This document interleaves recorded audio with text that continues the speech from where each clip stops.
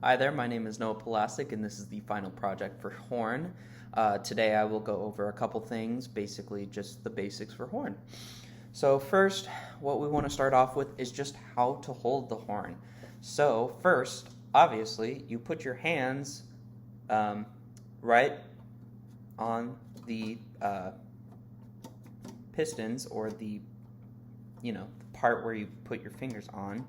So we have your left hand going on these. You have ring finger, middle, pointer, and then your thumb. And then I like to put my pinky behind this kind of ring thing, just to hold it a little bit better. And then that way, you got your fingers all set right there. Now, what you're going to want to do is, some people bring their mouth, to the horn. What you don't want to do is that. What you want to actually do is bring it up to you, and you should have it at a nice angle, and it's a little bit of a little bit of a pickup, but just hold it straight to your face. You have good posture, sitting up straight, and basically, have it up to your face. So the hand position, your right hand, that's a little bit different. Most people, when they start off, like in 6th grade, you just hold the bell. But when you really learn how to put your hand in the bell, that's where we get kind of so you can make a flat hand, thumb right next to it, just like that. And then what you're going to do is take it and just stick it right in there. Place it on the top. You don't want to go all the way in like that. Not too much, not too little. And, depending on what you're playing, you'll maybe mute it a little bit more, mute it a little less, depending on what you're playing, But for now, we're just going to stick it in just a little bit, not too much. And your hand should just go in, keeping that straightness. So that just basically in there. All right? So now we've got how to hold the horn. Before we even start buzzing on a mouthpiece, I think we should talk about breathing. Personally, I think breathing comes from the gut. You're able to get a lot more air out.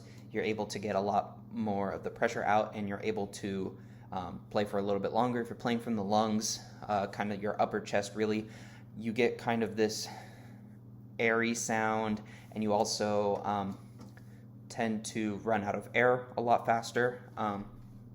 So you want to just make sure that you're breathing from the gut, really. So your gut should extend as you breathe in.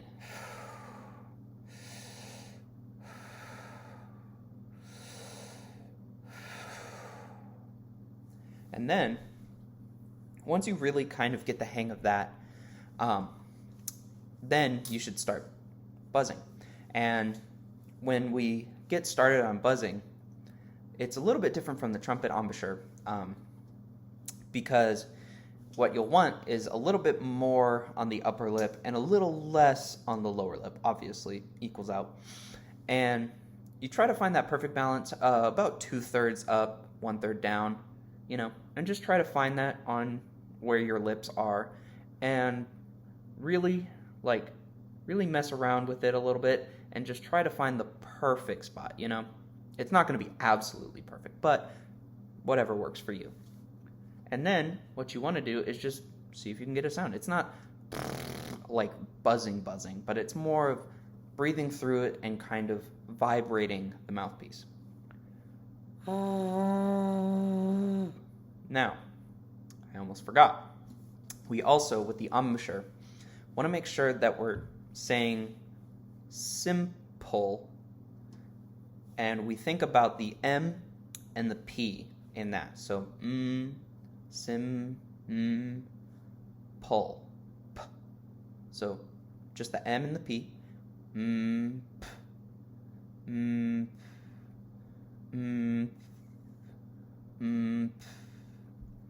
And really just and getting the mouthpiece on that. mm, mm, and then creating a little bit of tension to create a little bit more buzzing. So then we start with a simple buzzing exercise, doing just overtones. So just try to find C if you can, and if not, that's all right. But just try to find something.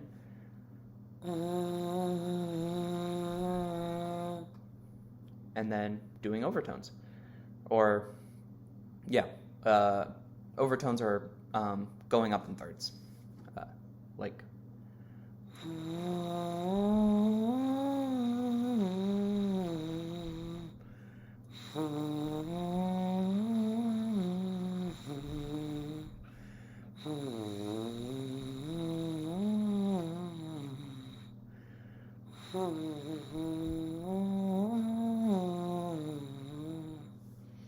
And then once you get that, then we can kind of take that and move it to actual playing, because we'll start with the overtones. And just starting with a C, and then moving down. So open for C.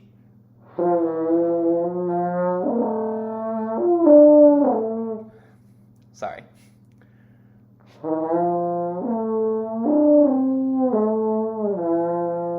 Moving down to B.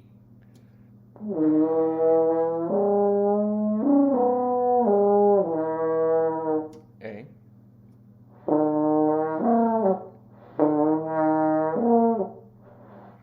Sorry.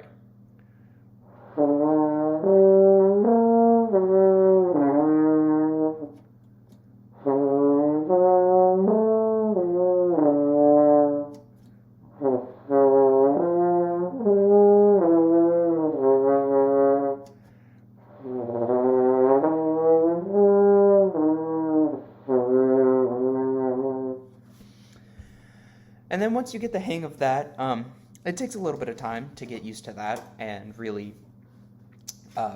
make that sound remotely good. Then you move on to scales. And so today we're going to learn the C major scale. So first, I'm just going to go through the fingering and then I'll play it with you. So first, we start open, then we have for C, and then we move to D, which is finger 1. Then we move to E, which is open again. And then we move to F, which is 1 again. Then we move to G, which is open again. Now we move to A. Now this is 1 and 2, and then your thumb. Then we take off 1, and that becomes B. Then we take off 2, and that becomes C. So just your thumb is remaining. And then going back down, we have thumb for C, we have 2 for B, 1 and 2 for A, and then we have open is G, 1 is F, open is E, 1 for D, and then open for C. And that's your C major scale. And then, so let's play it.